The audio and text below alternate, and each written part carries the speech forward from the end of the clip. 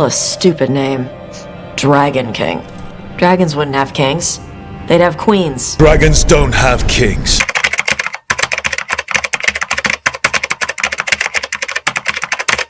Well, that's a fucking lie. Games that blew up the internet. Very few have done it before. You don't have to be the best game out there to do it. All you gotta do is piss off people on Twitter, which is pretty easy because they go on Twitter because they're pissed off. We all know the best games don't always blow up the internet because Astrobot is literally one of the best games I played this year, and it only did 1.5 million in sales, and that shit literally makes me want to kill myself. So Dragon Age The Veilguard came out, and let's just say it made a statement. So I spent the last 2 weeks playing it, and oh my god, there's a lot to discuss. Like a lot. Anyone can take a person to dinner. You've brought me to a crime scene.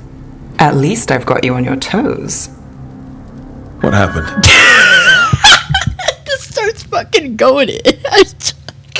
And maybe after this, I might need a drink. Or maybe 2. Fuck it. We'll do 8.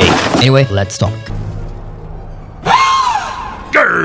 Now before this, my experience playing this series is I have played only 1 hour of Dragon Age Origins, and within that hour, I experienced racism and economic inequality, which I gotta say, that shit was peak. I mean, look how happy I am playing this. Alms?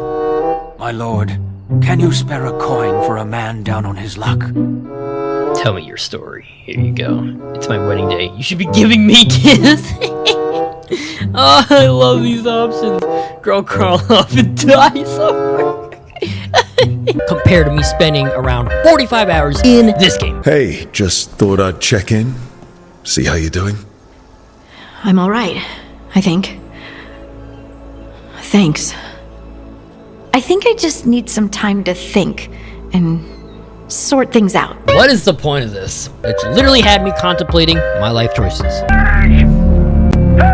Now let's talk about the biggest elephant in the room for this game. And for me, it is the dialogue and the writing. The dialogue literally sounds like I am talking to an AI-generated celebrity or something generated on ChatGPT. It's simply dry and plain. Just keeping it out there, you might as well button mash the skip button for half the shit because majority of it is just useless. What are you? A ward against the darkness. Oh, this dialogue. You are the darkness. You're a monster.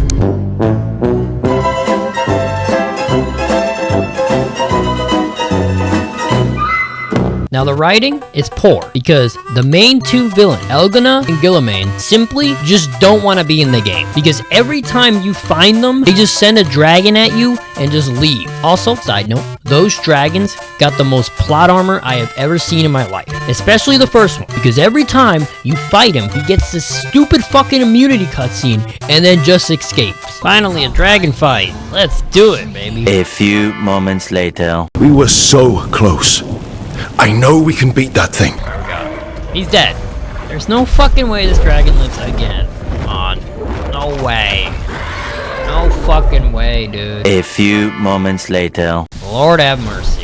Come on, dude. I'm fine if this happens once. But like 4 times in a row, it just makes the player question, why the fuck am I even playing this? We're not done there. Now the dialogue choices are also stupid because they lead to the same outcome in the conversation, but you just do it in a different way. Like, you say something more sarcastically or more confident. What the hell is this? What happened to the options of like me becoming a complete asshole or like a noble knight? You know, variety. You know, a dialogue tree is supposed to have multiple routes leading to multiple outcomes, not just one big route. I think the game placed the choice options in like the worst spots. Like, it would rather have you answer a stupid question that doesn't even need to be a question in the first place, but it won't allow you to choose how to approach a mission. Another thing that annoyed me was the side content. I spent around 40 hours playing this game, and I can only name 2 side quests. One of them where I investigated a demon murderer, and at the very end, I didn't even get to kill the damn thing, and a mission where I fight an undead dragon. That's it. Mind you, I completed a lot of side quests, but they were just plain and generic, so I just turned off my brain. Now let's talk about deepening your bonds with your companions, man. In this game, it's pretty stale. I ain't gonna lie. So you have to do their quest lines to, you know, get the good ending in the game, right? And in between them giving you quests, they added this fucking useless thing. They'll have this little exclamation point on them You go up to them, and it's a 2-minute HR checkup. It's literally them being like, hey, how you doing? And they're like, oh, not good. Well, cheer up. You're part of the team. Thanks, Rook. Bye. What the fuck was the point of that? What was the point of doing it? Flesh out the game longer? Because it served no purpose to their character development, to their quest line, to their overall relationship. That just feels so fleshed out and pointless. And I just love how this game basically said, hey, throughout 95% of the game, your choices just don't really matter until you get to the last mission, and then, hey, then you can start killing off characters. Yeah, like, you guys could have added more options throughout the story. Like, I know you're a BioWare game, but, like, you can't just hold the best for the very, very end after someone spent, like, 39 hours on the game. And then you're like, okay, here you go. Now you can, like, make cool choices. Like, what? Like, the only choice that I remember that had some impact was which city to save from a dragon. But regardless, it's just red team or blue team. Which team do you want to help you when you fight the dragon? That's not really a deep, cool choice to make that doesn't have that many consequences. It just feels hollow. It just feels shallow. It just,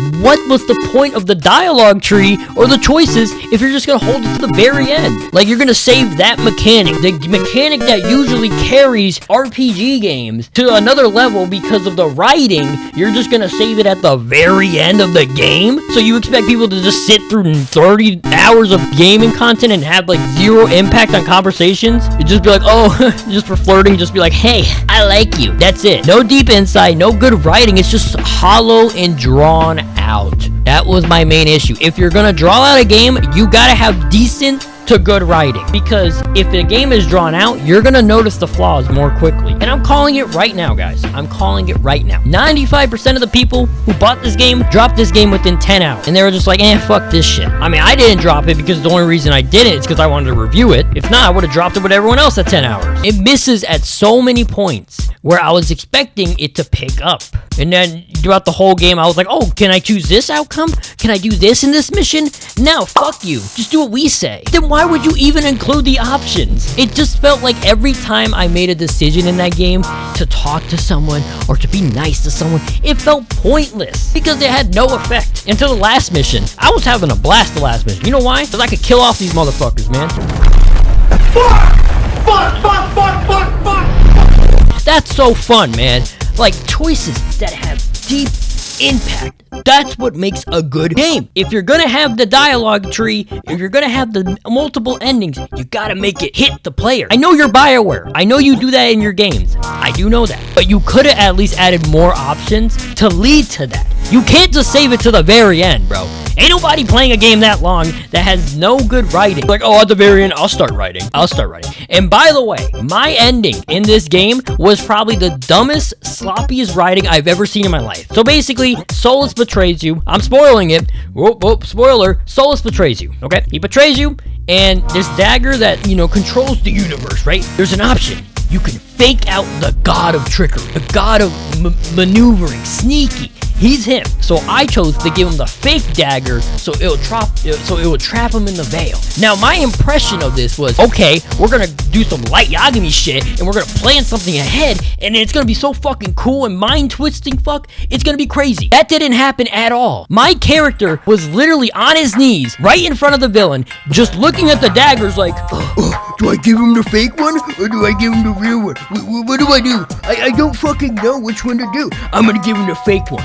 Right in front of the villain. He did that in front of the villain. He has the real dagger in his other hand, and the real villain's like, I'm the smartest god in the world. I am the god. I fucking trap gods in this fucking veil for so long, and I am absolutely gonna fall for that trick. And then he gets captured. If anyone can explain to me how the fuck that makes sense, you deserve an award, man. On God. Like, that was one of the worst written endings I have ever seen in a game. Not because I didn't get the perfect ending in this game, it's because the writing was so fucking piss poor, I was just glad the game ended. that was my thing, man. I was like, yeah, man. Game ended. Fuck this shit. Threw it in the trash. It's very mediocre. This game, you're gonna have to push yourself through it, man. I'm gonna tell you right now. This game took the soul out of me, man. Like, I spent 2 weeks in this game, man, and I was treading through it. I ain't gonna lie to y'all. I would give it a 4 out of 10. Very below. Very below. I would buy this game if it's on like a deep sale maybe, and just to see like how bad is it. You know, that's those type of things. But besides that, stay away. Stay away. Buy Astrobot. Please, for the love of God, some people buy Astrobot. It's so fucking good. Anyway, guys, I hope you all enjoy. That was a rant. I'll see you all in the next one.